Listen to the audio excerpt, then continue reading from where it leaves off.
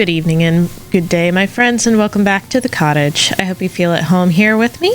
Today we are playing more of Agatha Christie and Murder on the Orient Express, and I think I have figured out who the killer might be, but I need more evidence to support my conclusions, so we are going to continue this amazing game and see if I am correct. So, without further ado, let's get into it. Hello, my friends. All right, let's go ahead and get in.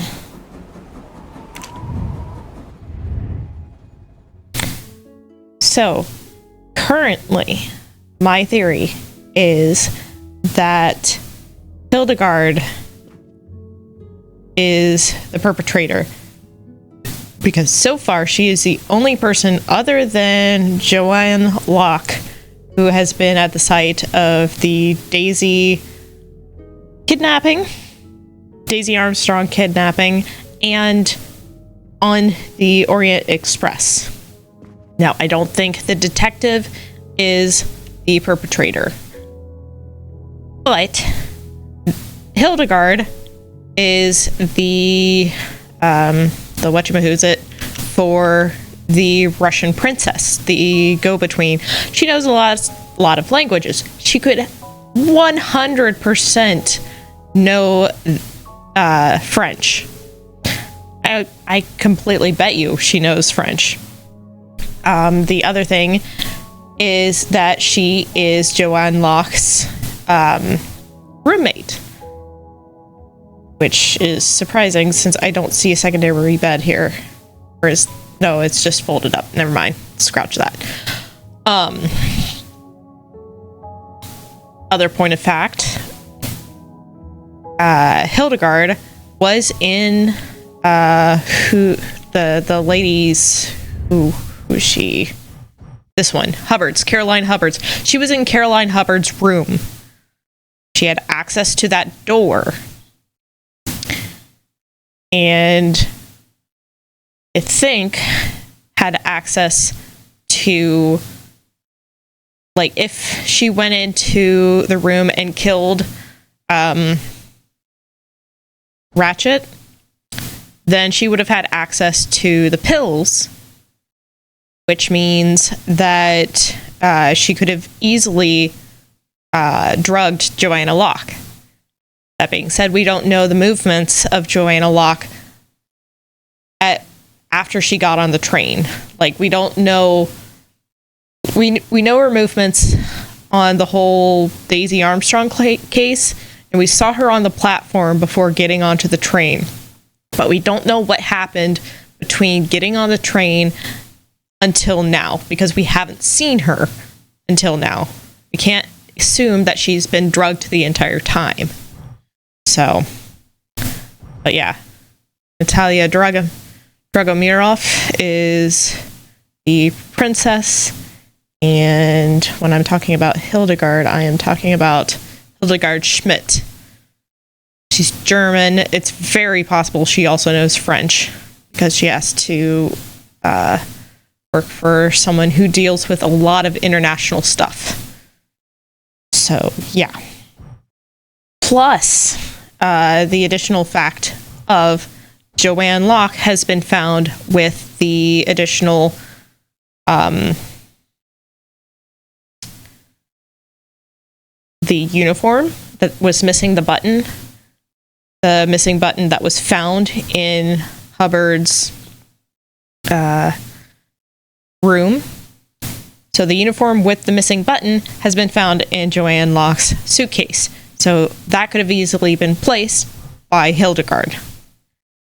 So right now, my strongest suspicion is Hildegard. So I am going to be working off of that. How is Mademoiselle Locke, Doctor? Her vital signs are improving, but she is still unconscious. I understand. Thank you for looking after her. Let's see.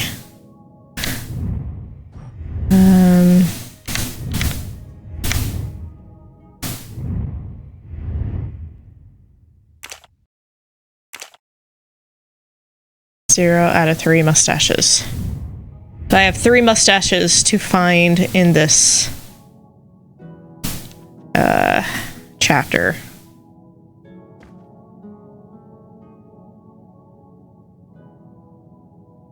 I don't think it's going to be in this room. I think I've done all I can in this room.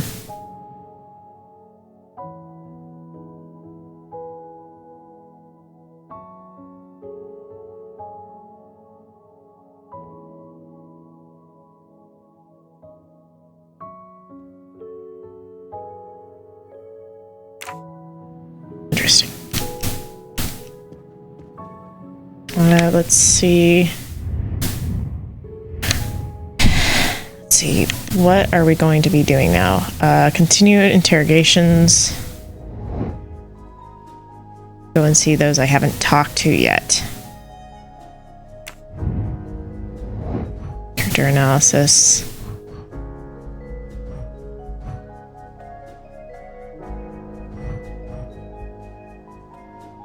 People I interrogate if they vape.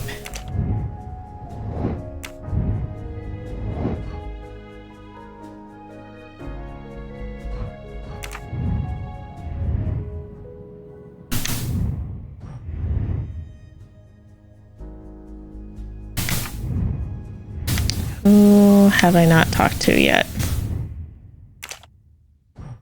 Talk to them. I need to find 106.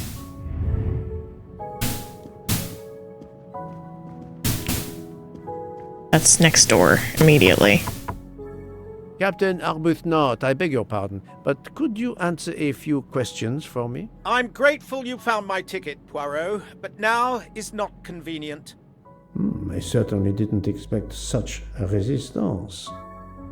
I need to be sure before accusing the captain. Why is now not convenient? Do you have a lady lover in there? Perhaps...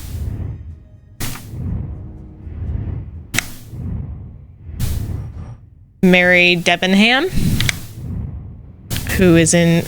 Ooh, I wonder if she's not in room 104. I can't get into room 104. That's interesting.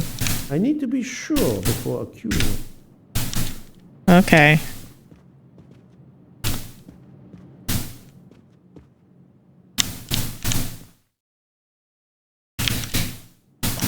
Well, let's see if there's anything else in this area that we can do. Looks like that's all we can talk to in here. Antrax, welcome in. Nice to meet you. My name is Twitch Mom Allie. I go by Mom or Allie. We are playing Agatha Christie and Murder on the Orient Express, and we are trying to figure out who done it. Welcome in. Enjoy the show. Okay, this is my room. I don't need to be in here.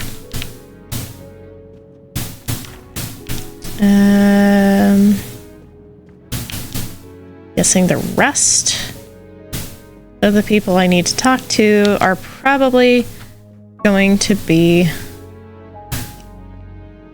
Oh, wait a second.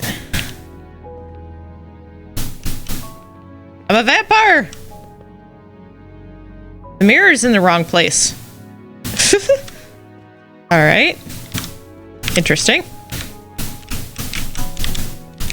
Dang, what a handsome man.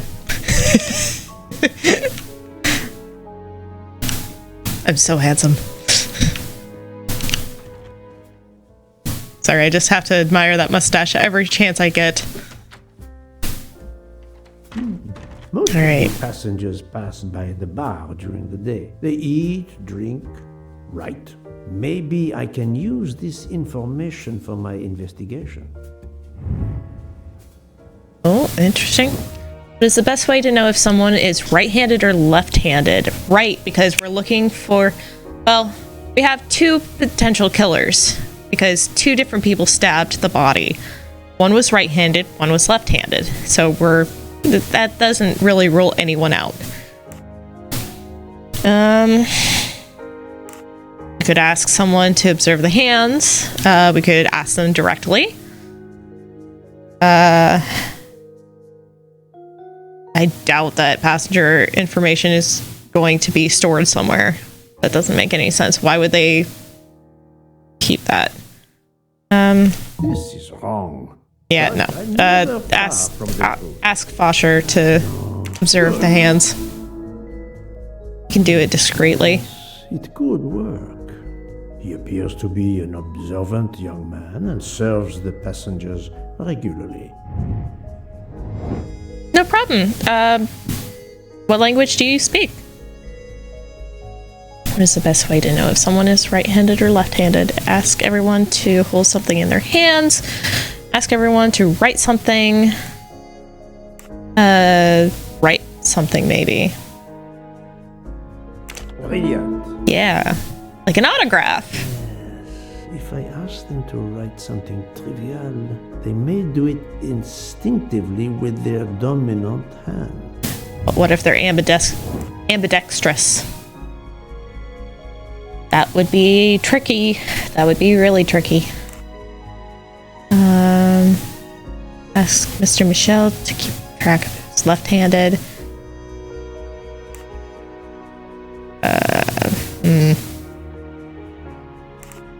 I do not think that's the right answer. Given Espanol. all his regular duties and the number of passengers he serves, it is unlikely Mr. Michel... Sadly, I do not know that much Spanish. I am sorry, my friend. If you'd said German, I would be a lot more well off. Because I know a lot of German. Yeah, and just gotta remember if they're right-handed or left-handed. Remember which people use their right or left hand. Et voila. Et voila. And I'm playing a game that has a lot of French in it. Okay. Let's see. This is... Who is she again? This is... Mary Debenham.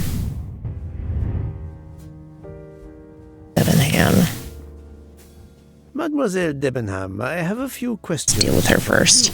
Of course.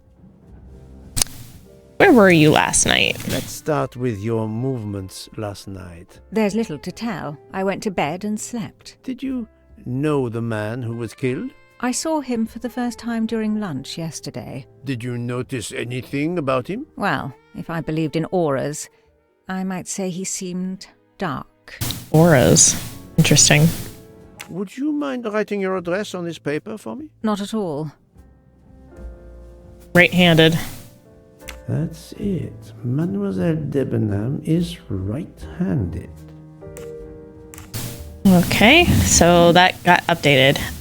What about Miss Olsen? Who's Olsen again? Thank you for your assistance, mademoiselle. Olsen.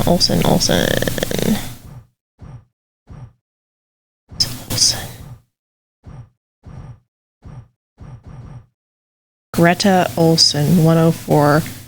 Have I seen Olsen before? I don't know if I have. I know I've seen Hildegard, but Olsen. I don't know. Mademoiselle Debenham, I have a few questions for you. It feels like an entirely new person. Do you recall what time Mademoiselle Olsen went to get some aspirin from Madame Hubbard? I remember glancing at the clock. She left our room just after 10:30 p.m. Was she away for a long time? About 5 minutes. That confirms what Madame Hubbard told me. Interesting. Are you a smoker? By any chance? No, I never have. Scarlet kimono. Do we think that she has a scarlet? A scarlet nightgown? No, it isn't mine. Whose then? I don't know. What do you mean? You do not say, I have no such thing. You say, it isn't mine. Meaning that you know who it belongs to, am I correct? Oh, I see. No. I woke up this morning about 5 a.m. with the feeling that the train had been standing still for a long time. I opened the door, and I saw someone in a scarlet kimono some way down the corridor. Her back was turned. It was impossible to see who it was. I understand. Interesting. Okay. Because we saw someone in a scarlet kimono and she had blonde hair, I believe. Thank you for your assistance, mademoiselle. I think that's all we can get out of her. All right. Yell out if you see a golden mustache. 'Cause they are the collectibles of this game.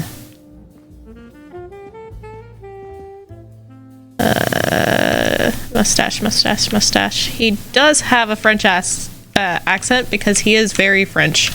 His name is Hercule Poirot, and he is the main character and such a dashing man. He is me.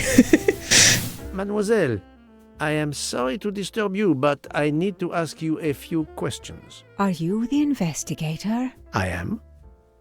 We are lucky you are on the train. What do you want to know?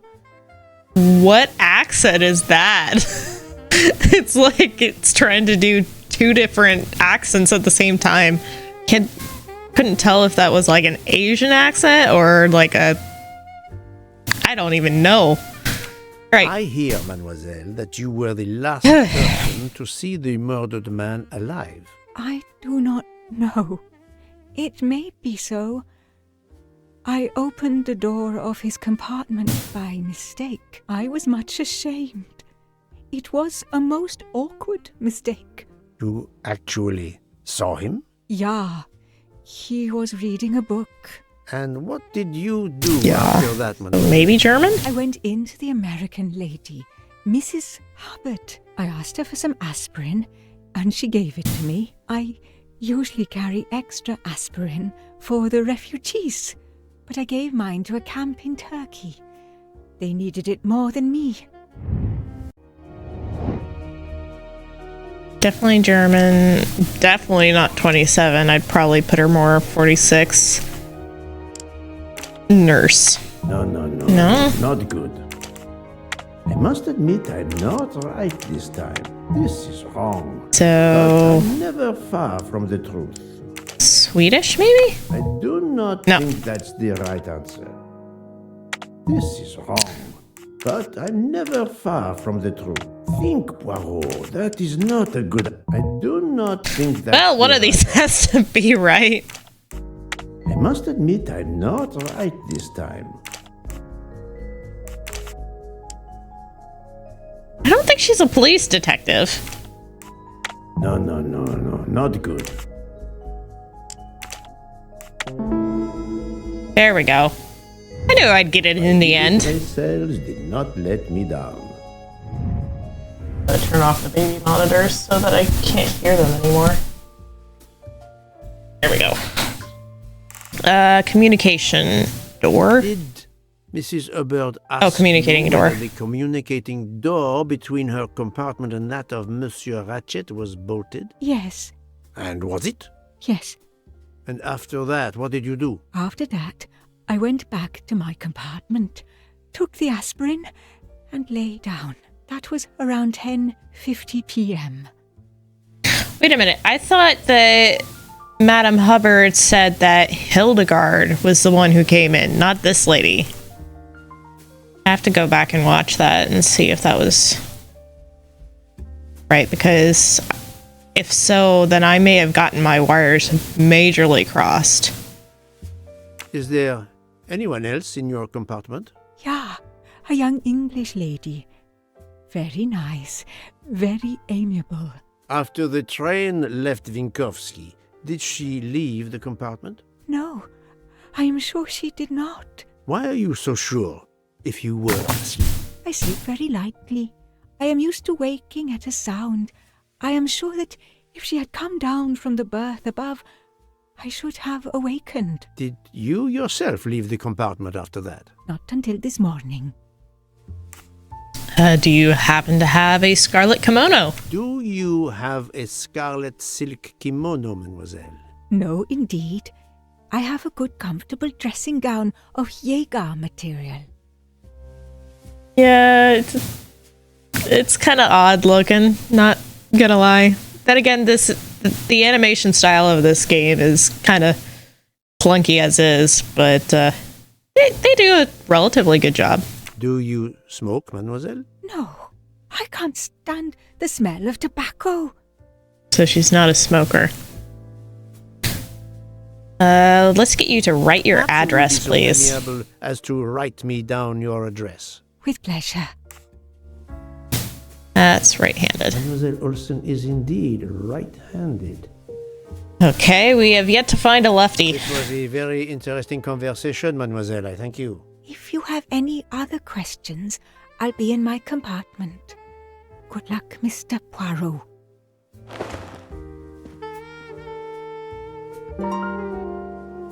Wait, there was a contradiction. What do you mean there was a contradiction? Where was there a contradiction?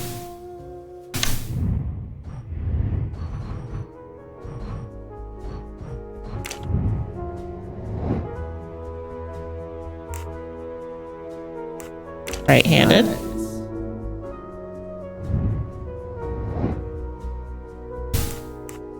Right-handed.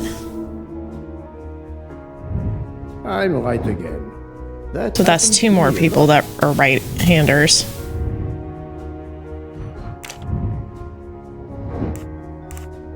All right.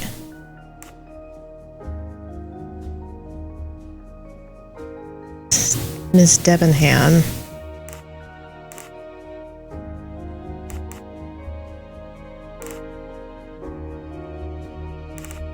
Okay, so there was some contradiction that I missed.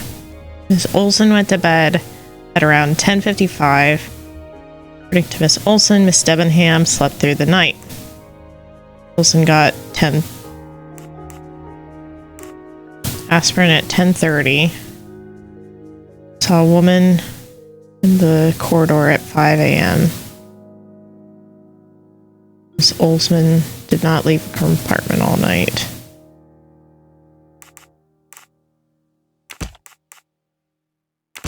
I must admit I'm not No. right this time.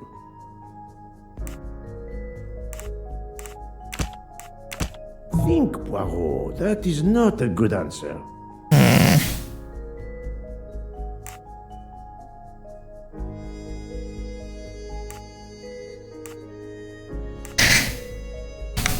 I'm not gonna guess at this. Not right now.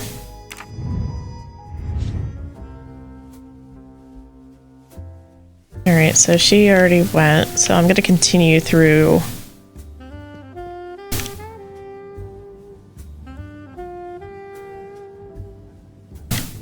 Have I found any mustaches? I don't think I have. No, 0 of 3. I still need to find 3.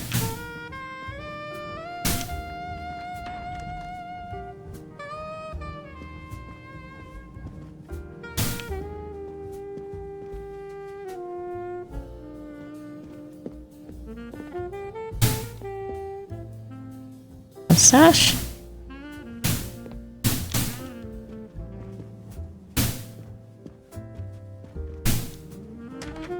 One of these days they're gonna be in here.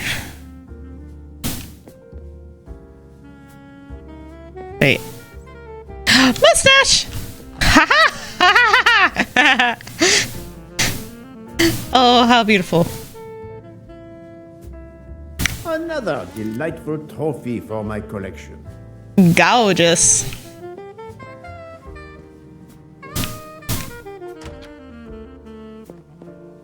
A piano on a train? Inconceivable.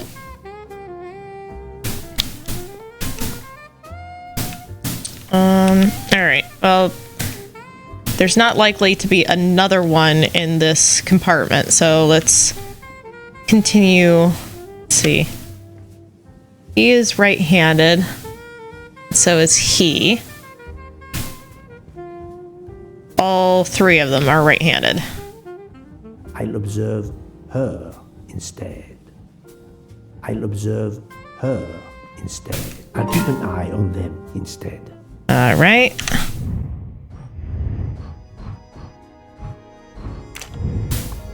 Car passengers. Right. Yep. That was easy. Easy.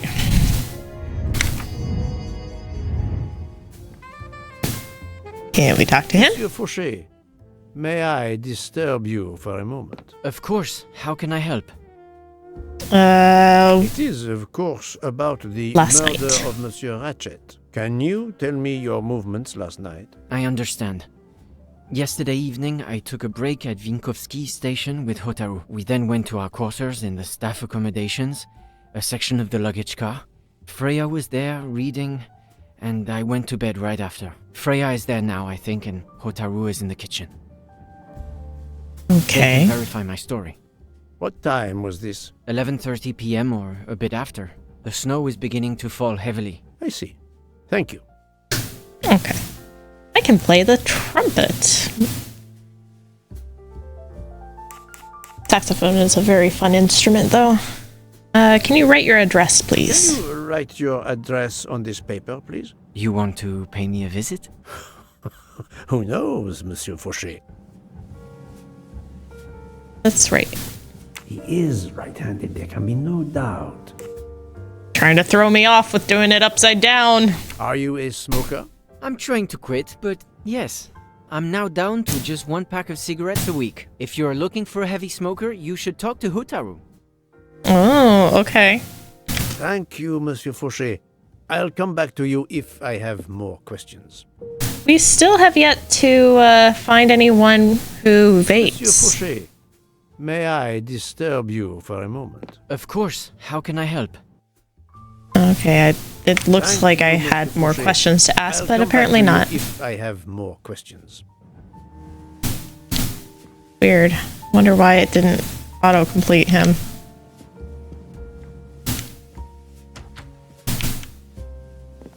I was already in here, wasn't I? Yes, I was. Any mustaches? No. And nope. Okay.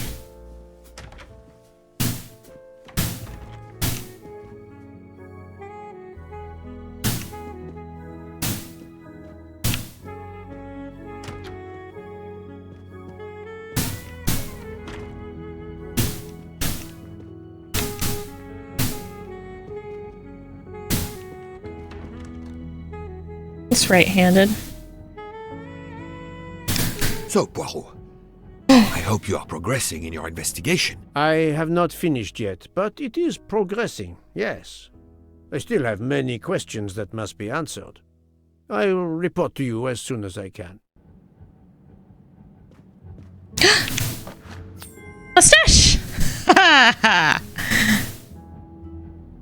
Another golden moustache to treasure. Slow and steady wins the race. Thought you could hide from me, mustache.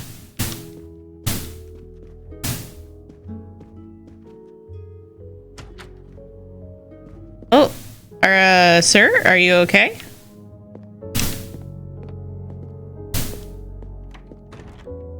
Don't mind me. I'm just gonna, search your entire area for mustaches. It's fine. You had a mustache in your sink the other day, so I'm just making sure that you don't still have mustaches hidden somewhere. You seem to be in intestinal distress, but I'll be right back. I gotta complete my survey of the surroundings.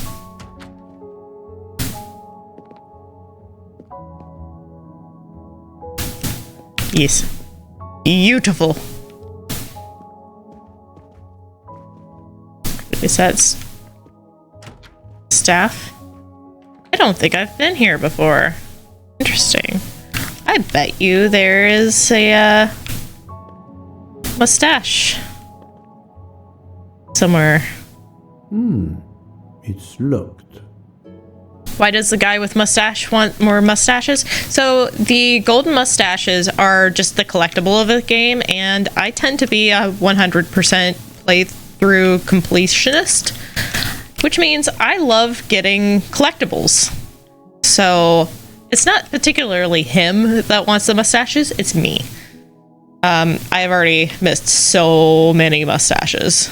Like, I think in the beginning, like the very first couple chapters, I went a couple of chapters without getting mustaches, and I'm just going, oh, I know I missed them. I don't know where I missed them. So, all right, sir, why are you bent over double? Monsieur Maury, would you have a few minutes to give me? I have some questions to ask. I mustache you a question. Like I can answer questions? The room is spinning. My head is about to explode. You were celebrating last night? Celebrating? When Freya always wins? What am I saying? If you want my answers to your questions to make sense, help me recover. You see there, the magnet on the fridge. That is my special recipe. I call it my day after survival tonic. If you could make me my special tonic, I might survive long enough to answer your questions. John knows the recipe very well. He can help you with the preparation. Little hair of the dog, huh? If I must, I must. I will make you your day after survival tonic. Oh, fun. Definitely not Kenyan. He is a chef. No. Not 20. Really? 55? He does not look 55 to me. Easy. Alright.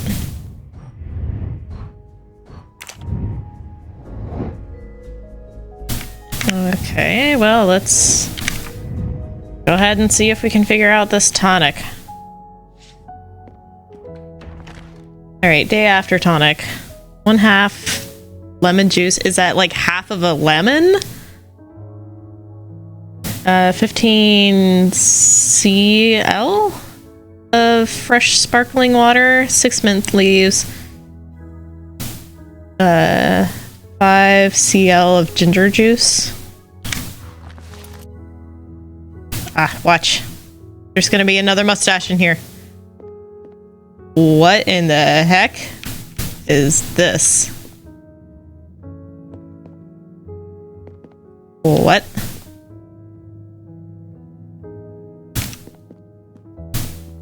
What am I looking at?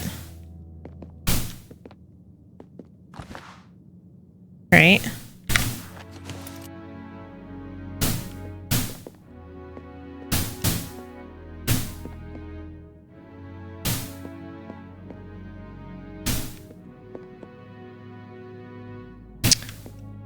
Okay. Well, there's a lemon.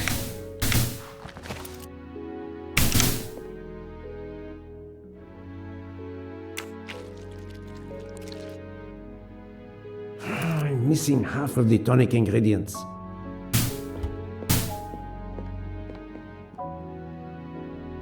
Where's the other Hotaru?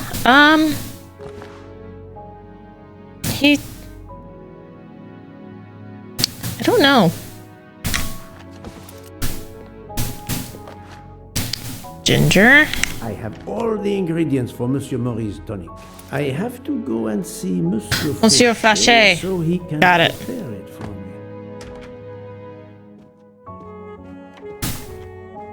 Who is... So that, I think, was Hotaru. Let me pull up the character map.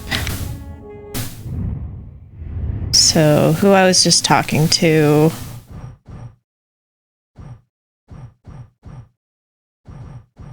So that's Hotaru. That was bent double. He was asking Jean, telling us to go tell Jean to make this.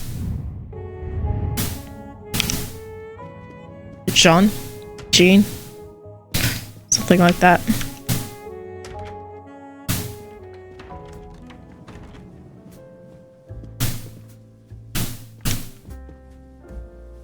always been there.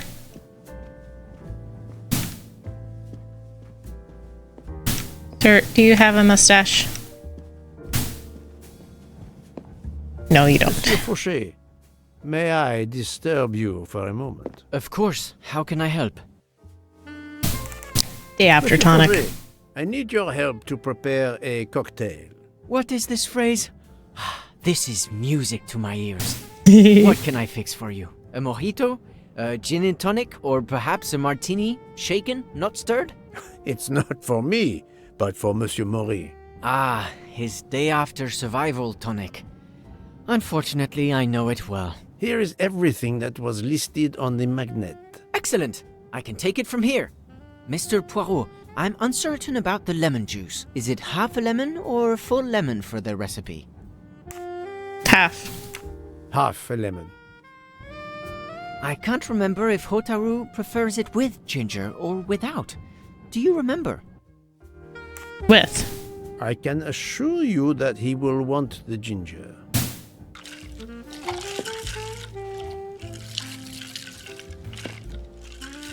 Because why would it be listed if it wasn't on there? There you are, sir. Hotaru will be himself again. Excellent. Thank you very much. Alright. The missing person that we have not seen yet is the girl chef. This one, Freya. We haven't found her yet. I think they said that Freya was in storage. So I'm betting that's where the next mustache is gonna be. Here you go, Monsieur Maury. I hope this will help you. Thank you very much. Please give me a moment. While this takes effect, it will be a while, I'm afraid. But I will not move from the kitchen. Since I have to wait, do you know where I can find Mademoiselle Nielsen? She is in the staff quarters in the luggage car. If the door is locked, Not how you shake a cocktail. Thank you. I will return. I hope you have a speedy recovery. Well, I am not a mixologist, so I would not know. Alright, let's go see if we can go and talk to her. It's locked. Yeah, but it is locked. How do we get into the luggage car? Can we talk to him and ask how we get into the luggage car? Key in service. Monsieur Maury told me that you are the one who has the key to open the luggage car door. I will need it. Yes, that's right. Here it is. Please don't forget to give it back to me. I will not forget, Monsieur Fauché. It's an odd look that you've got there. I have a favor to ask. Could you visit the passengers who are in their rooms and explain there has been an error with their allergy and diet form? But Monsieur Poirot, I made no errors. Of course not. Call it a computer error. Yes, it is possible, but even if I can see this is part of your investigation, I do not understand it. I would You don't ask need that to. you observe which hand each passenger uses. Ah, you wish to know if they use the right or left hand when they write. That is my intention. I will take on this mission for you. Excellent. Awesome. I do love that it has like a little train car keychain.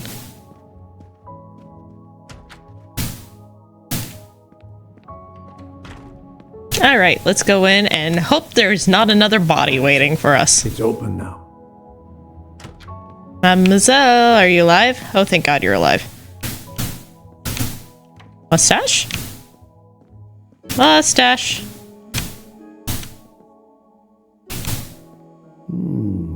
Empty rum bottles. Bottles. Cards. A deck of cards. I suspect they were reading diamonds and spades instead of...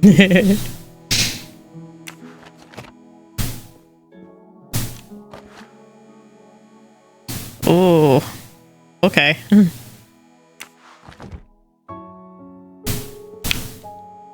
Mustache! That's all 3 for this chapter. Yes, finally. You can never have too many of these. I can relax for the rest of this chapter. Hello, Mademoiselle Nielsen. May I ask you a few questions? I don't have a minute. My career is ruined, and it's not my fault. But how did What? this terrible thing come to pass? My supplies, passenger luggage, our living space. There is so little room. I gave the cargo handlers in Istanbul strict instructions how to stack my crates containing the ingredients I need for my desserts. So as one box is used up, it can be discarded. And these fools of cargo handlers did not follow your instructions? Ignored completely. I have 4 crates that must be moved from there to here to correct the order they are stacked. But placing the wrong crate on top of a smaller crate will crush it, its contents, and my career. Calm yourself, mademoiselle. Oh boy. I understand. It's another puzzle. The problem is these 4 crates must be moved there, but carefully. Yes. I have to move these 4 boxes from this location to here. But there is not much space to move the boxes, and I have to be careful never to put a bigger box on top of a smaller one, or the smaller crate will be destroyed. The problem is clear. I shall... Oh boy, it's one of those.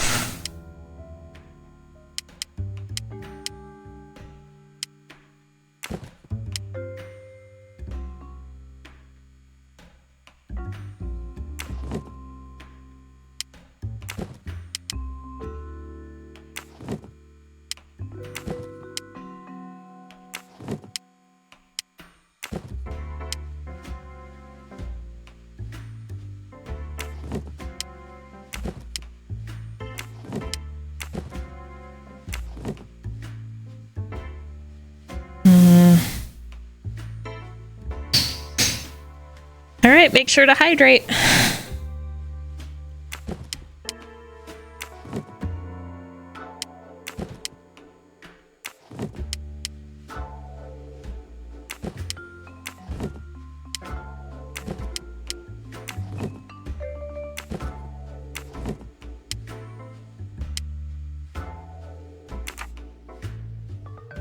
Need to reset. I have to move these 4 boxes from this location to here. But there is not much space to move the boxes, and The problem...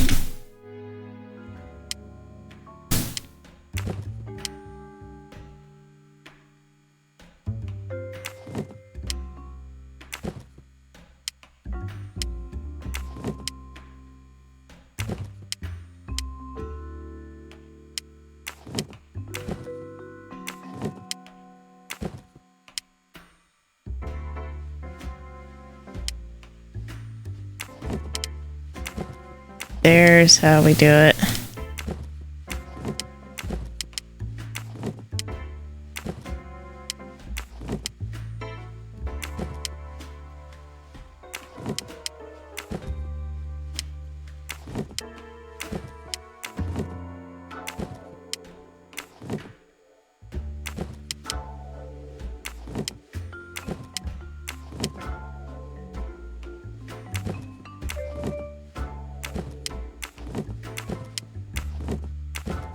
Got it.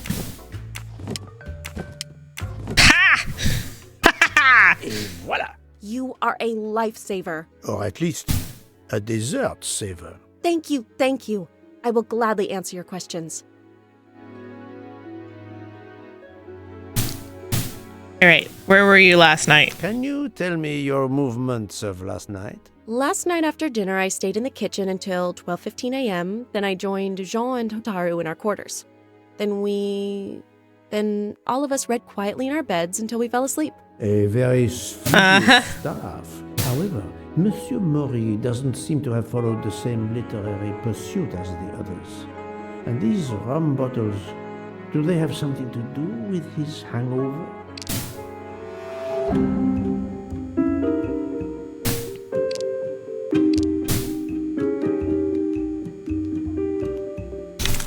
I rather think that you didn't just read last night. What makes you say that? Empty bottles.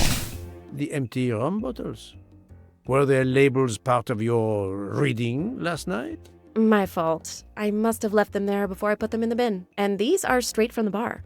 Our passengers must have drunk them.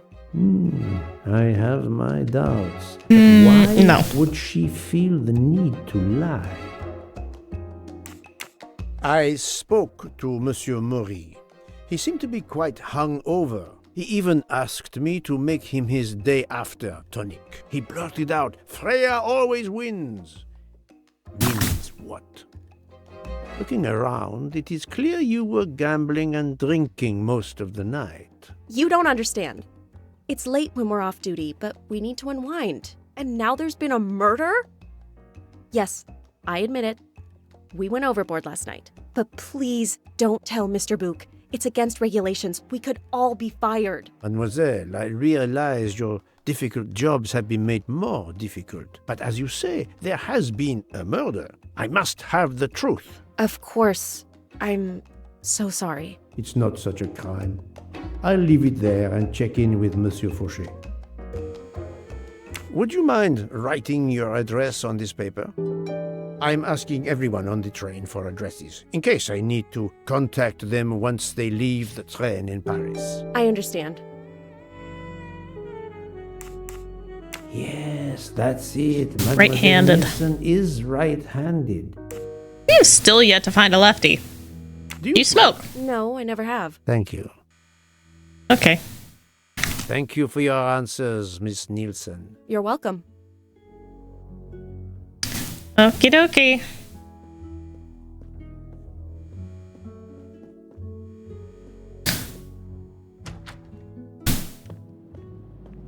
Alright, let's see. Gotta go back to Mr. Maury. Gotta go back to Mr. Faucher. Gotta figure out what this contradiction was.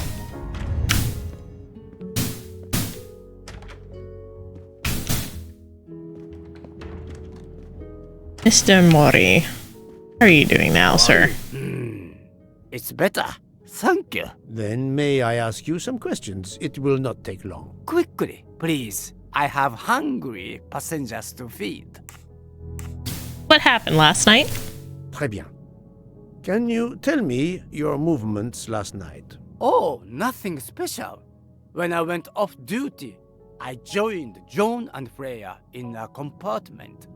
I read for a short while, then went to bed early. Reading? I'm not sure you have recovered enough to tell me the truth. Don't waste what little energy you have recovered to lie, Monsieur Maury. Yes, sorry, Mr. Poirot. You're right. It obviously wasn't reading that made my head hurt like that. But if you told Monsieur Book, it could mean my job. I will keep your secret, but I am investigating a murder. You must tell me the truth. Thank you. Can you write your address? Please, write your address on this paper. My address? I don't see why. I think I hear Monsieur Book approaching. My address? Yes, of course. Right hand. Another right-handed person. Not surprising, most people are. Are you a smoker? You are a heavy smoker. My job. It is very stressful. Did you happen to know who vapes on the train? A banana flavor? Oh, yes. The smell disgusts me. What is wrong with the good tobacco? I do not have time to answer that. Who is it? I've only seen one person who vapes. It's Captain Arbuthnot. Captain Arbuthnot. I see. Wouldn't that be weird to come full circle and have Captain Arbuthnot be the killer? Since we started out solving stuff for him. Take care, Monsieur Moore. My palate depends on your good health. Alright.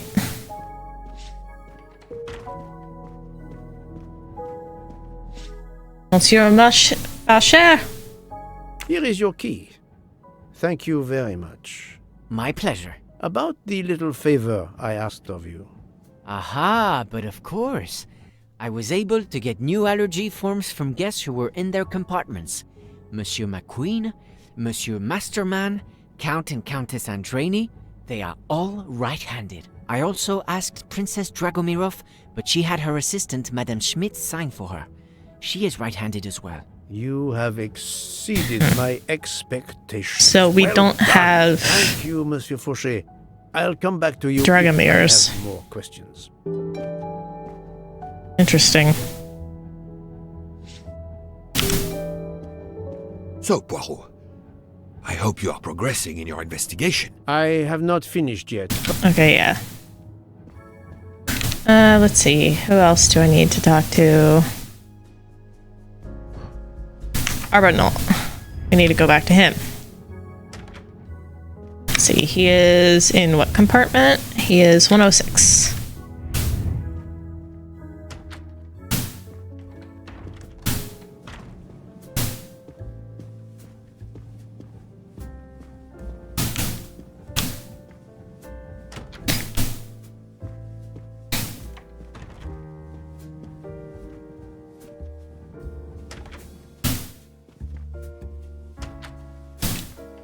Alright, 106.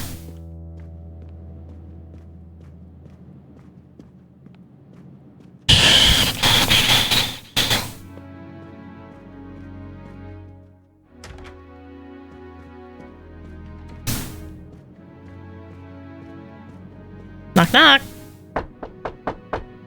Captain Arbuthnot, I know that you are the only person on this train to smoke e-cigarettes. We found a vial of e-liquid at the crime scene. Will you talk to me about this, or should I pass on what I've learned to the police? All right. Come in if you must.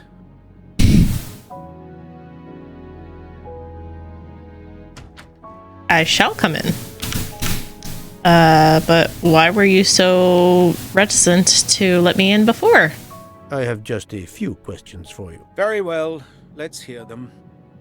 Your meeting with Miss Debenham. The young English lady, Mademoiselle Debenham, was at the Tocatlian Hotel. Perhaps you met her there? We exchanged a few words. Fellow Brits abroad, that sort of thing.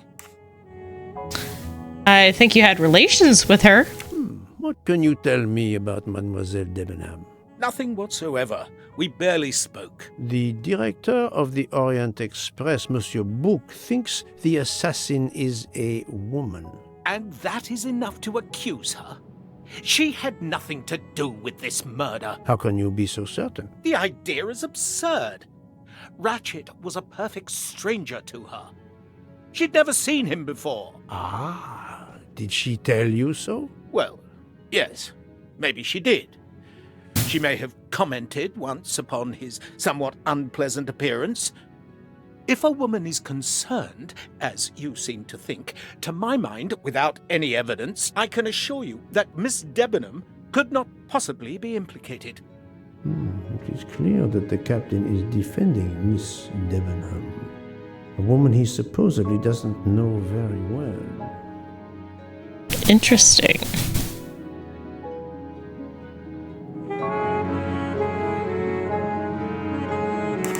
What were you doing last night around 1:15? 1:15? I believe I was still talking to that young American fellow, Mr. McQueen, the secretary of the man who was killed. We were in his compartment. He was a friend or acquaintance of yours? No, I never saw him before this journey. We'd hit it off at dinner, and the conversation continued into the early hours. Until what time was that? Until 1:45 or so. Then I retired to my room and went to sleep. Wasn't it like 2 or something? Because I think McQueen said it was like 2:30.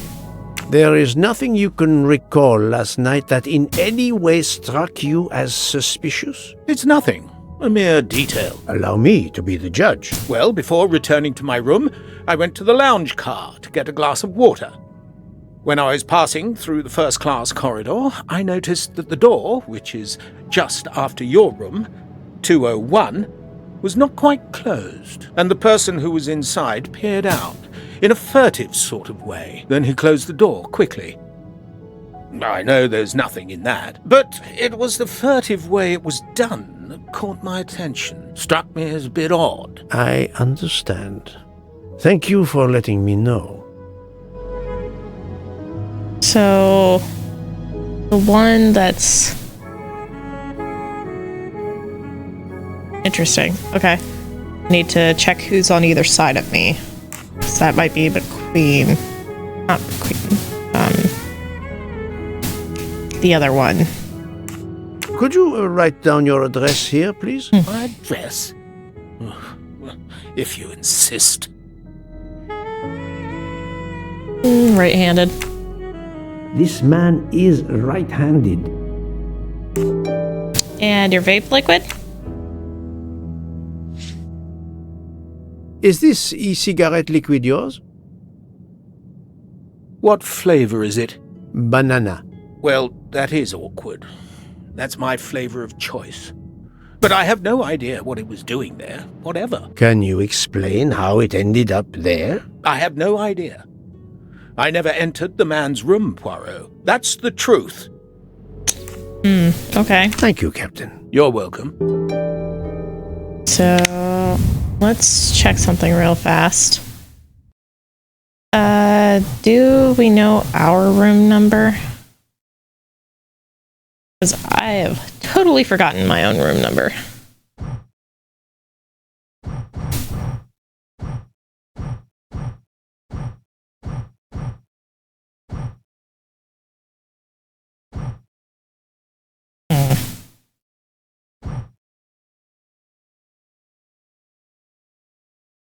Aren't we 206, I think? So it means that Rudolph might be a person, or maybe it's not Antonio, that's for sure. Okay. Vape liquid, conclusion. Found at the crime scene. Yes. Belongs to him. Confirmed that Mr. McQueen spoke to him between that time. So Captain Arbonant has a alibi at the time of the crime.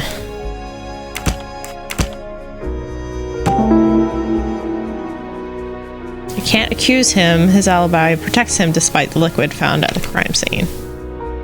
Captain Arbuthnot is the only passenger to smoke an e-cigarette. Even if this liquid in Ratchet's room is a solid clue, he has an alibi. I cannot accuse him without any other proof. Et voila. Yeah, I don't think it's Captain Arbonal. However, I do feel like he was in a compromising position earlier when we tried to go in. So there was probably some kind of lady friend there. This is wrong, but I'm never far from the truth. No, not good.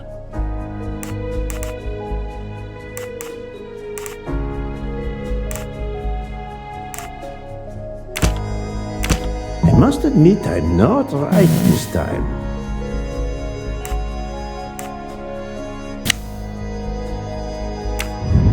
Still haven't figured out that one.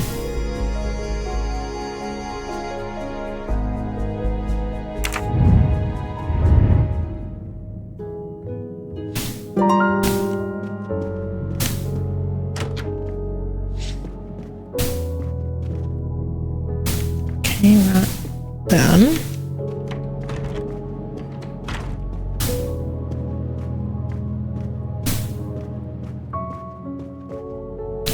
Talk to them.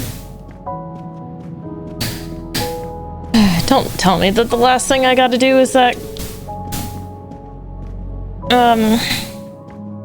thingamajigger.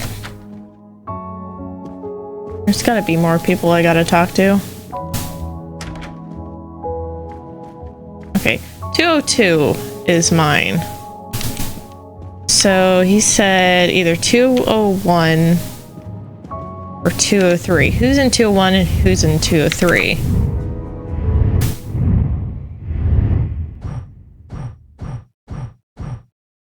Well, Ratchet was in 203, so who's in 201?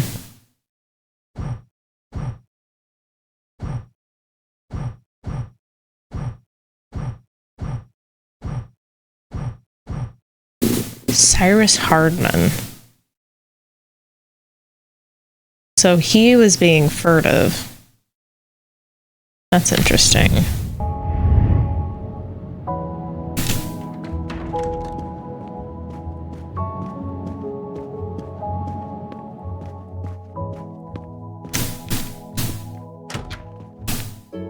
Okay.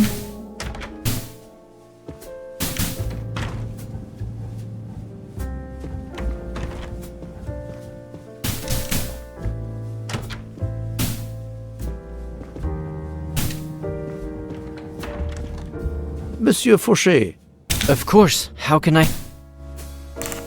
So, Truth about Monsieur last Fauché, are night. you trying to hide things from me? I know about your little party last night. You are not a detective for nothing. I'm sorry, Monsieur Poirot.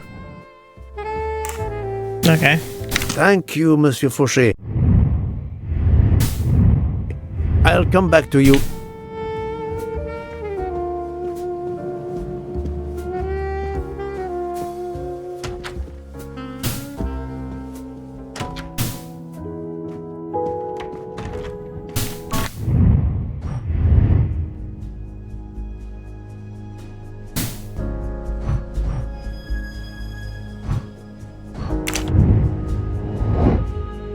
Five out of 6 interrogated. There's still one person I have not interrogated yet.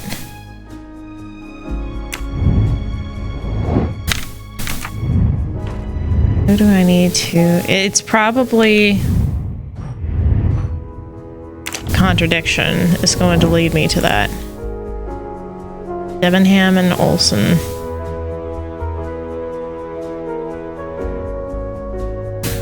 Where's Miss Olsen again? Because she said she was going back to her apartment.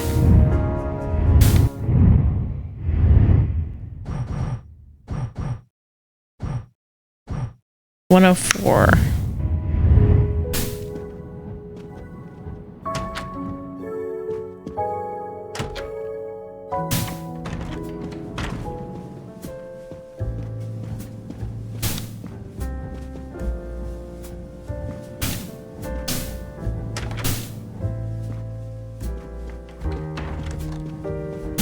Gonna talk to her again. Mademoiselle Debenham, I have a... Of course.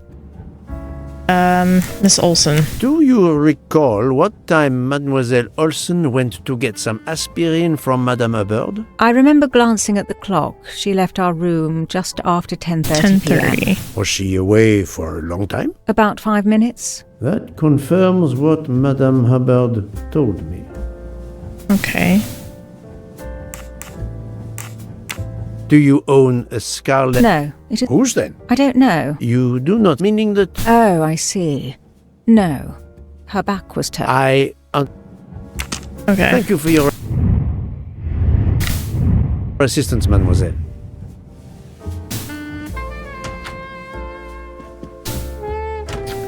I think I said it was 104.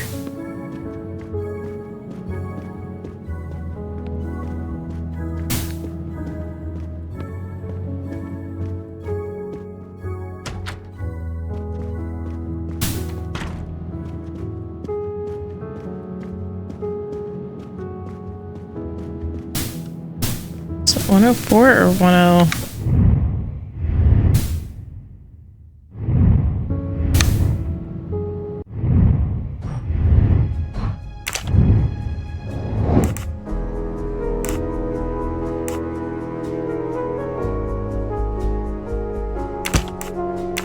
This is wrong, but I'm never far from the truth.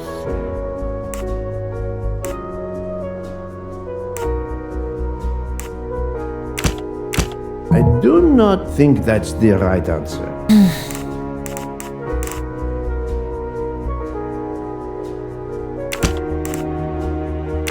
I must admit I'm not right this time.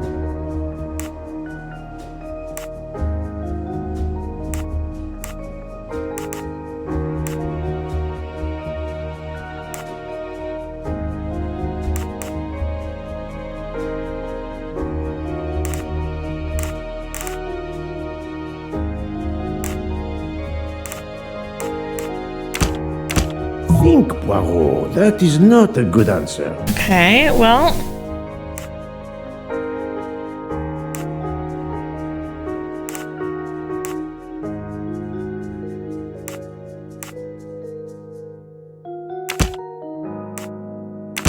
No, not good. You know what? Heck with it. I'm gonna get a hint. According to Miss Olson, Miss Debenham slept through the night. Miss Debenham saw... Really? 5 a.m. is not sleeping through the night? I do not think that's the right answer.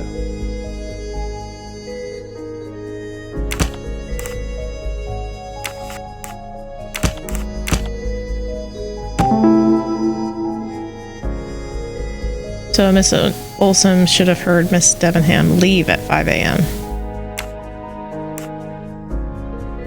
Strange, this story.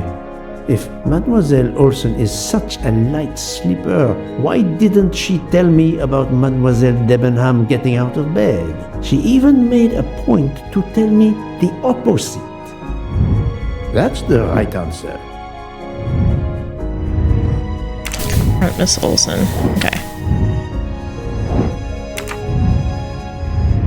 Now I can talk to her. Pardon this intrusion, Mademoiselle Olson, but something you told me earlier confuses me. Oh, please, come in.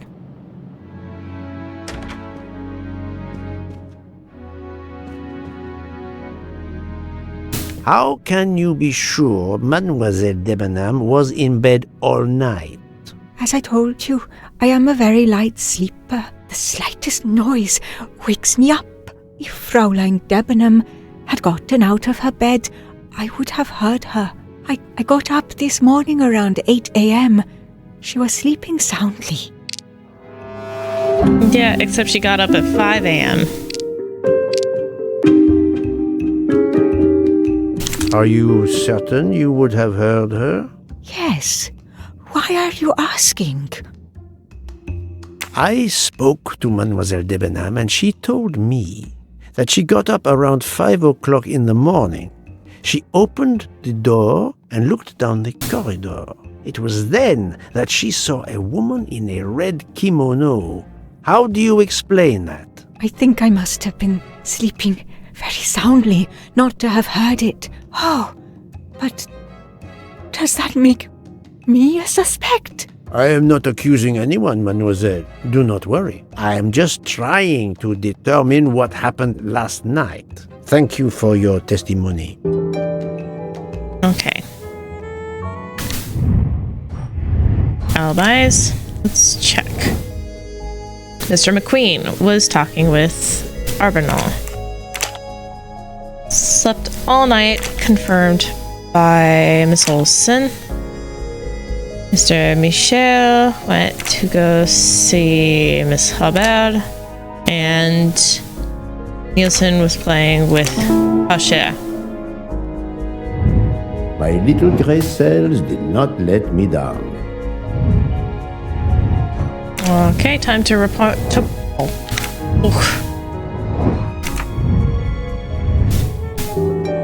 Which means that we are going to be on to the next chapter, where I can find more mustaches. Because I need to find all the mustaches. Give me a new chapter with more mustaches. I'm still very suspicious of Hildegard. Because A, we haven't been able to talk to her. We just observe her. That's all we ever do. Want to ask her why she was at the location of the Daisy Armstrong thing. Wait.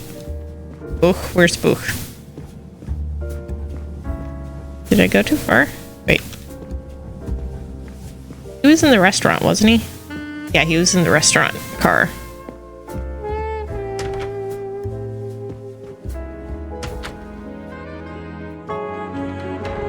So, Poirot, I hope you are progressing in your investigation. There is no trace of the murder weapon on the train, as yet. The killer could have hidden it anywhere. It must be somewhere. Indeed, as you say, it must be somewhere. Wielder of the According knife. to Dr. Constantine's report, the stab wounds were made by at least one right-handed and one left-handed person, and with different strength. For the moment, everyone I have checked is right-handed. It is impossible to draw any conclusions as yet. However, I still have a few people to interrogate, notably the Russian princess. You still have many avenues to explore? Indeed, the case is far from over, mon ami. And the vape smoker. I identified the person responsible for the bottle of liquid for the vape found at the crime scene. So, this is our culprit? Do we hold him? No, unfortunately, this bottle belongs to Captain Arbuthnot, but he has an alibi, confirmed by Monsieur McQueen for the time of the murder. Monsieur Bouc, Monsieur Poirot. Michel, calm down. But it's Mrs. Hubbard. She says she found the murder weapon in her room. She's very upset. Let's go, Poirot. Oh boy.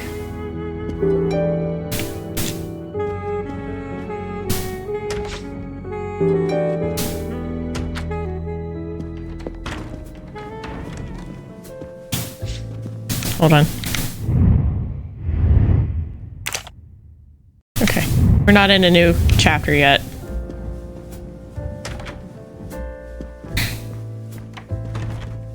Just had to check.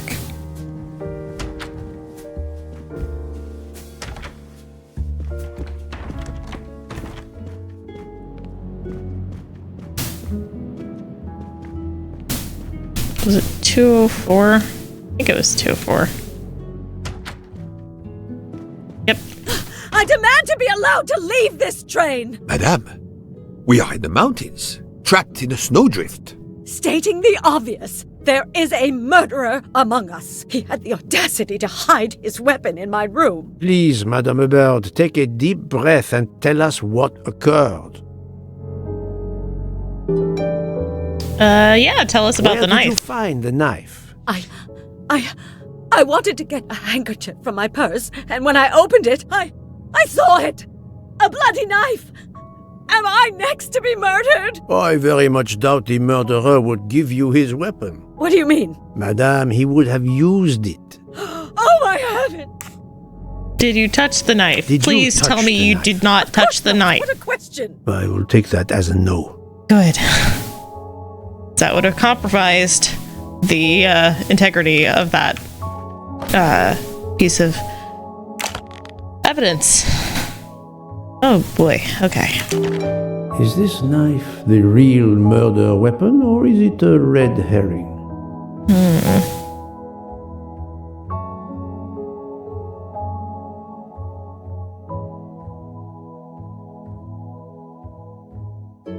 It's an interesting looking blade, to be sure.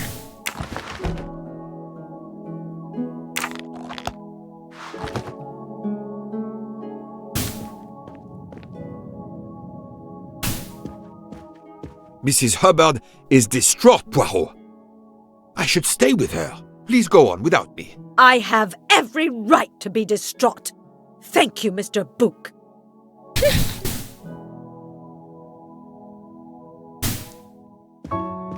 Okay, interesting.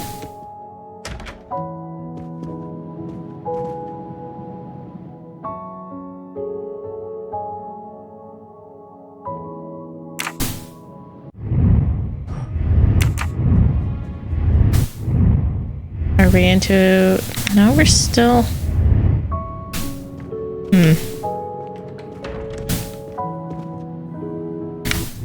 Where's the doctor's quarters? 101. Let's go talk to the doctor.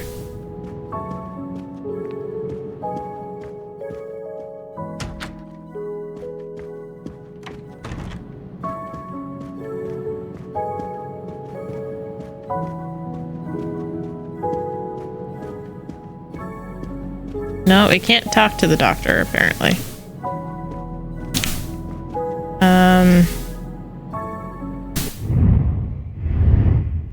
105. We need to go to 105. That's where he's gonna be. Yeah, there he is. The knife! Dr. Constantine, we may have found our murder weapon. We need to make certain. There is a pretty quick way to be sure. I have estimated the depth of the wounds. You can easily find the depth of each wound by comparing the width. There are 5 of them that I am not sure about. Test them, and then we will compare our results. I will do as you say, Doctor.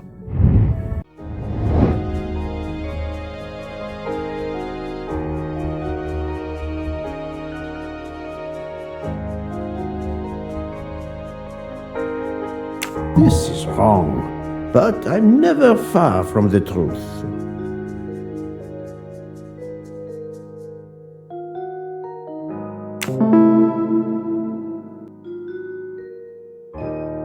Think, Poirot. That is not a good answer. No, not good. Okay. I must admit I'm not right this time.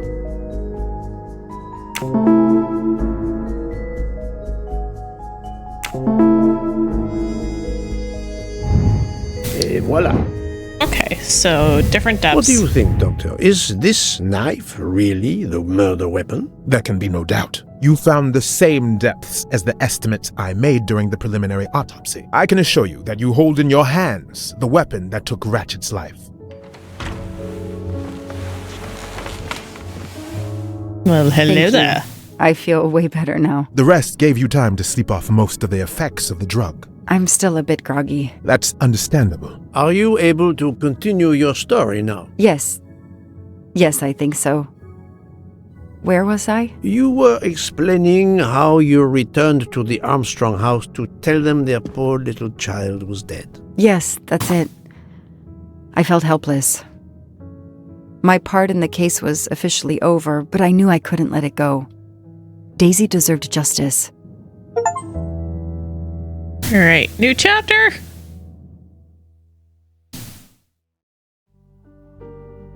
Yeah, how did she determine that Ratchet was the murderer? 2 days later, I returned to the Armstrong house to tell them Daisy would be released soon for burial. I was angry with myself that I couldn't bring them better news. I wasn't prepared for more tragedy. More tragedy? Oh boy. Let's see, how many mustaches are we looking for today? 5! Oh my gosh. 5 in this entire chapter? I'd rather finish what I have to do here before leaving. Dear Lord. Are they all on this property?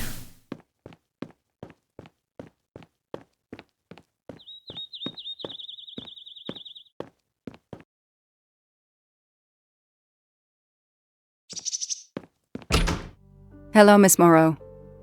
I'm here to see Colonel Armstrong. Good morning, Detective. Colonel Armstrong is upstairs. He isn't well.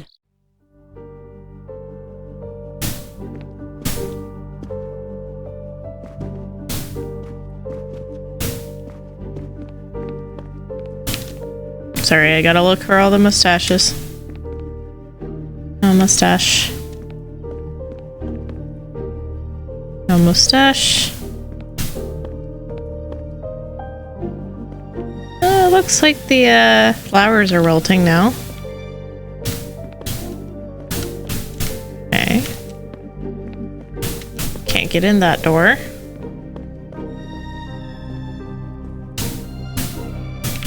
Actually, before we go upstairs, let's see if we can talk with her a bit more. Negative. Okay.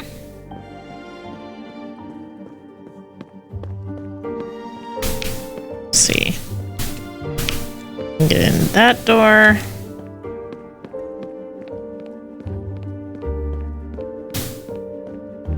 And that door. That is her room, isn't it?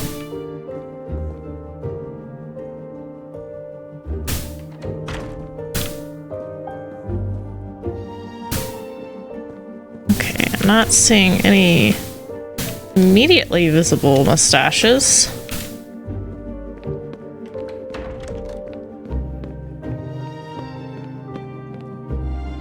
Is this Daisy's room? It is.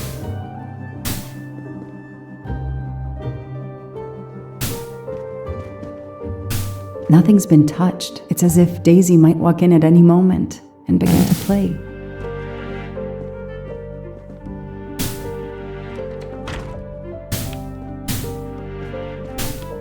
Good morning, Colonel Armstrong.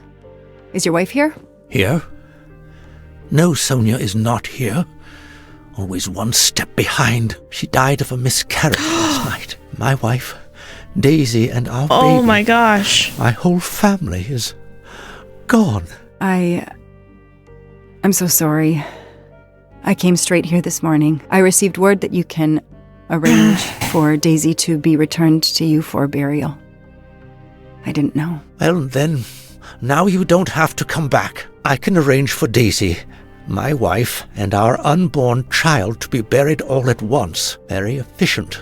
Being a military man, I can appreciate efficiency. I know how hard this must be for you. That's horrible. No, you don't know. I don't want your sympathy. I want you to do your bloody job and catch the creature that did this. I know you won't believe me, but I swear to you, I will find who did this. If it takes me to the far corners of the earth, I will find them. Then go. Please go now. Go find them. He's lost his entire world, his entire future. Yikes. The house that once held the laughter of a child now feels so empty. I'm not giving up. I'm a part of this case. Or the case is a part of me.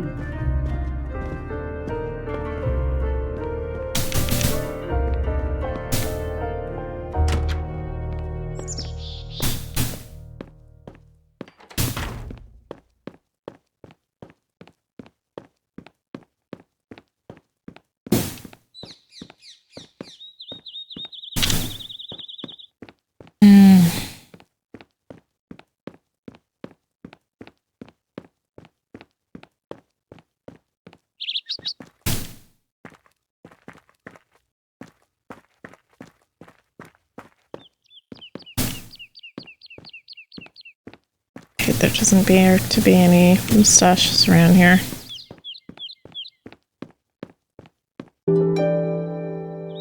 All units, Hike is in the vicinity of the cabin where Daisy Armstrong was found, spotted a pickup truck drive through the barricade tape and then head up the dirt road toward where the subject cabin is located. Any car nearby who can respond? Unit 28, we can respond, but we're a ways away. Dispatch, this is 11. I'm on it. Copy that. 11, you're good to go. Copy that. Okay.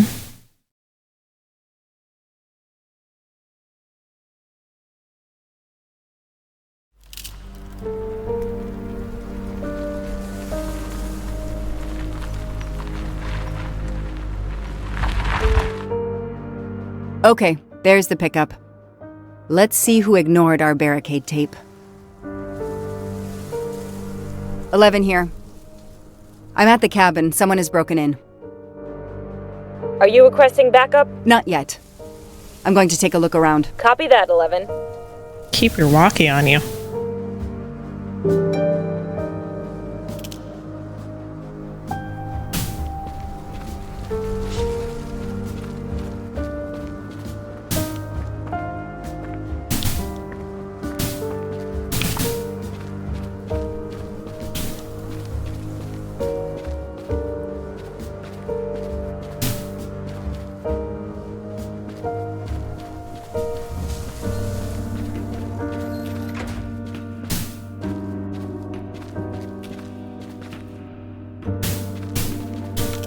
Haha! Mustache!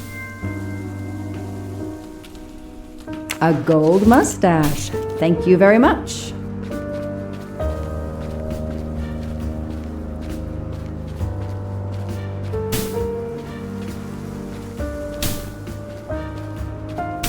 Somebody ignored the barricade tape.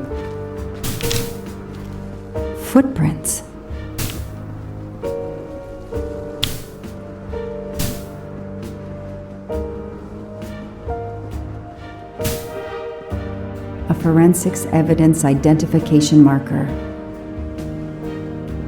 Forensics had to go through this place with a fine-tooth comb. Mustache. It's 2. Help yourself, Joanna. You earned it.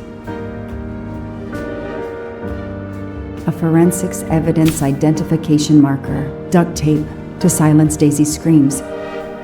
Damn it, Daisy. I will find whoever did this to you. A lot, actually. So we are on to a different portion. So this is the secondary person. This is Joanne Locke, who is a American Boston police detective. So she is investigating the murder of 3-year-old Daisy Armstrong, who was kidnapped, held for ransom, and subsequently murdered. And someone has gone back to the scene of the crime. This is the cabin where Daisy's body was discovered by Joanna Locke. And so we are investigating, trying to see if we can find the person. 3/8/92. Oh, when the poor dear was killed. Also, we have 5 mustaches to find. I have so far found 2. That's where I found Fluffy. Daisy's special toy. I hope we returned him to the family.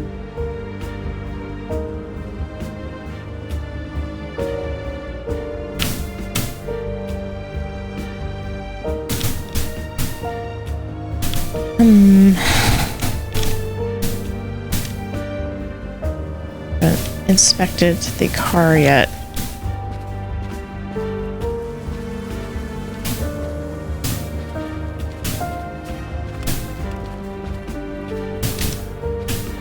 An individual has entered a police-secured area. I have to stop him first.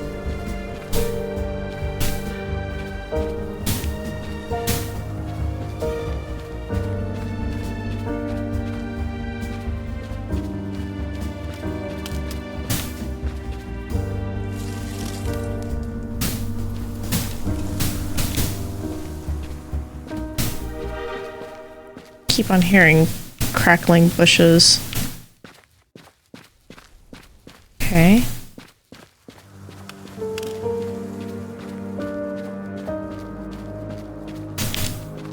Wait a second. Didn't she say... Oh, footprints.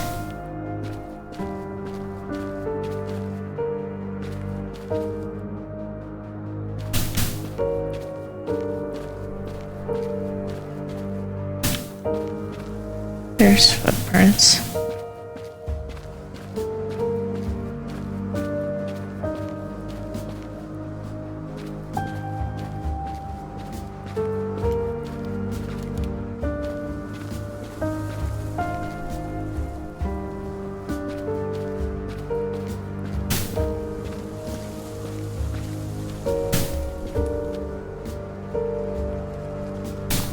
It does feel very much like Sherlock Holmes. Oh, who are you? Don't shoot, officer. I'm on your side. Sir, keep your hands where I can see them. Sure, no problem. Sir, this is a crime scene. Who the hell are you? I'm a reporter. Boston 6 News. You can get us on cable even here in the mountains. They haven't heard of crime scene tape in a big city like Boston? All right, that wasn't my best move. I got all excited. I didn't expect to find the place deserted. It was hard to resist. You should have tried harder. I'm placing you under arrest. You should be thanking me. Look what you apparently missed and I found. We'll get to that, but you're going to answer some questions first. I'm more used to asking questions, but fire away. Stepping on branches in the background. Who are you exactly? I'm Michael Clark, journalist for Boston 6 News. Off camera, but someday I'm going to be anchor. You just wait. Do you have a way to prove that? My press card's in my truck. Okay, so I'll check that in a bit. What are you doing here? What are you doing here? You should know a crime scene is off limits. I'm investigating the Daisy Armstrong kidnapping like you. Does the pickup parked in front of the cabin belong to you? Yes, indeed, it's mine. I'll check. Show me your hands. I'm gonna cuff you. I'm sure we can work out a deal. Put your hands in front of you.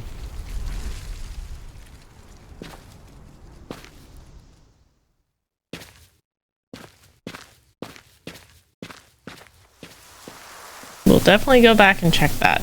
Aren't you gonna read me my rights? You have the right to remain silent. I really wish you'd exercise that one. Dispatch, this is 11. I intercepted a suspicious individual at the crime scene. I'll check to determine how badly he's compromised it. Then I'm bringing him in. Copy that, Detective Locke. Alright. Let's check, see if he is who he says he is.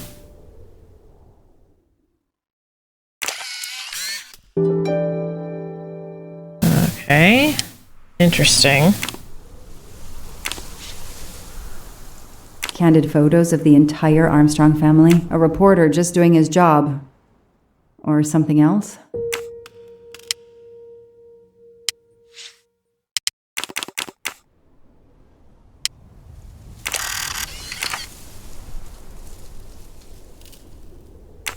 The glove compartment is closed. The glove compartment is closed. Telephoto lens. Not so surprising for a journalist.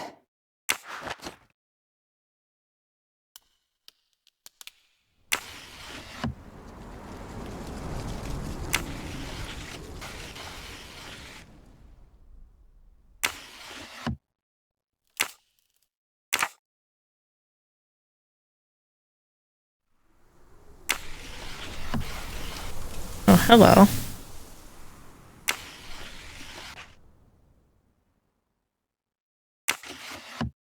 There we go. Car keys in the sun visor. A classic hiding place. Well, at least on TV.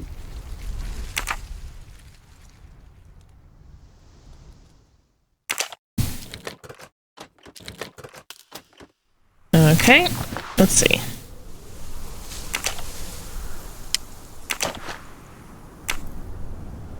Clark. Chicago Museum.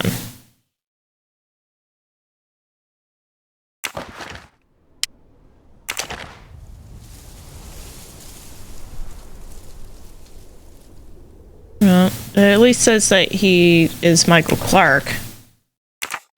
But,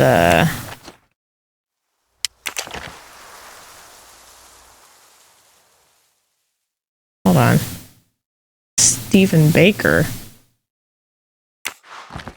Who's Stephen Baker?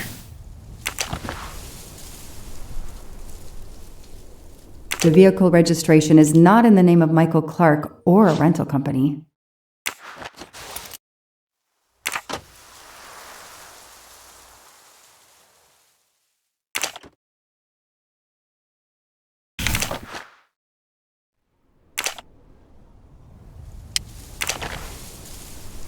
Clark's driver's license seems to be in order.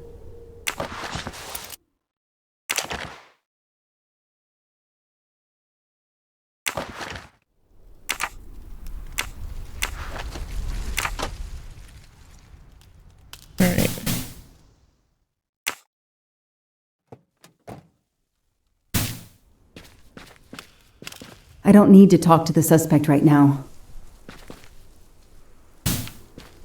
What I do need to do is check out the thing that he was investigating.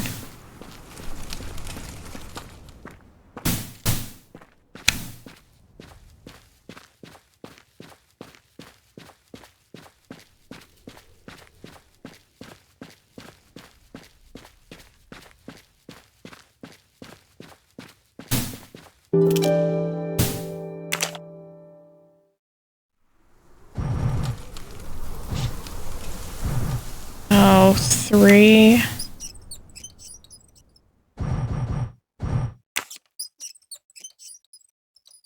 It's like 92.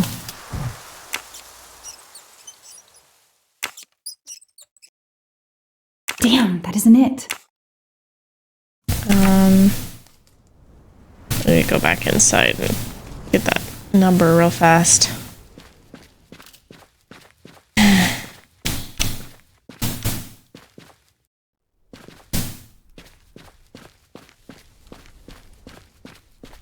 I wish you would run very much faster.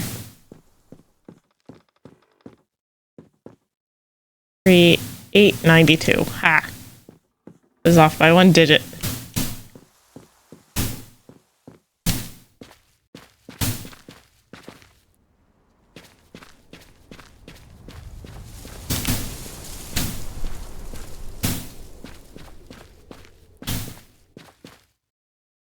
This outline is the same shape and size as the gasoline can.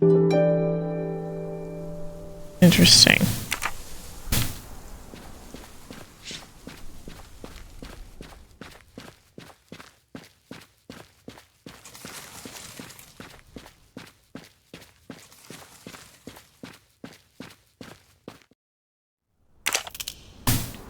Three.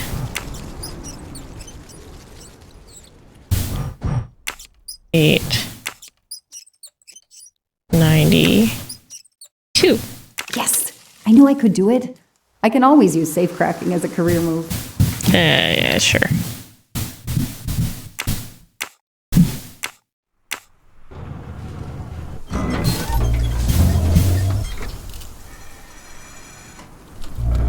There. Now let's see what secrets you're hiding.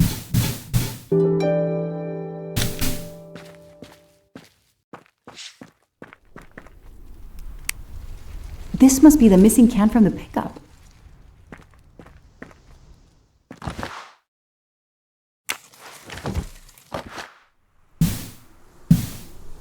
The cap's been damaged, and some gasoline has leaked out.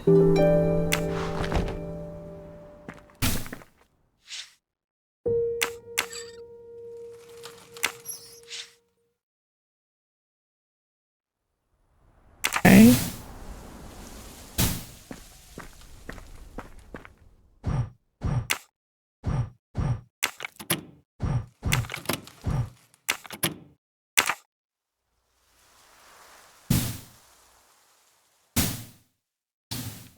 Mess with that for a second.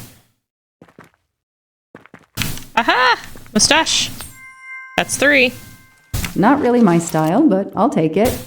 Oh, hush you. It's totally my style. What are you talking about? This blueprint. It looks like the bomb in the cabin. The kidnapper built the bomb here. Okay.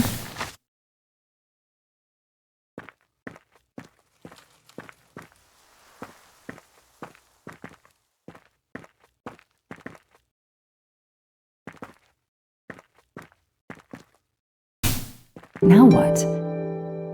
I have to turn the power back on to open this magnetic door. Okay. No, doesn't work.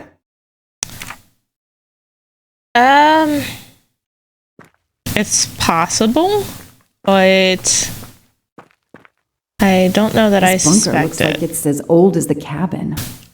Everything is falling apart. And if I'm going to be completely honest, I am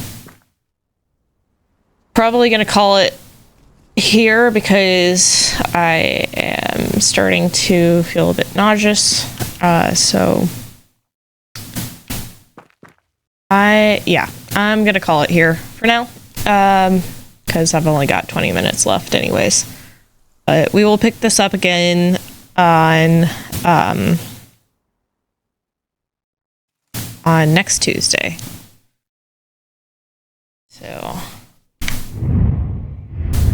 until next time, stay healthy, stay hydrated, and stay healthy, my friends. Next Tuesday will be more of this game. We will be playing more of Star Trek Resurgence on Thursday. And there will not be any stream on Saturday. If you are wanting to catch up on either this game or Star Trek Resurgence, all of that is on my YouTube channel. And there is the link for my YouTube if you want to go and follow that. But until next time, my friends, I will bid you adieu. Bye-bye, my lovely.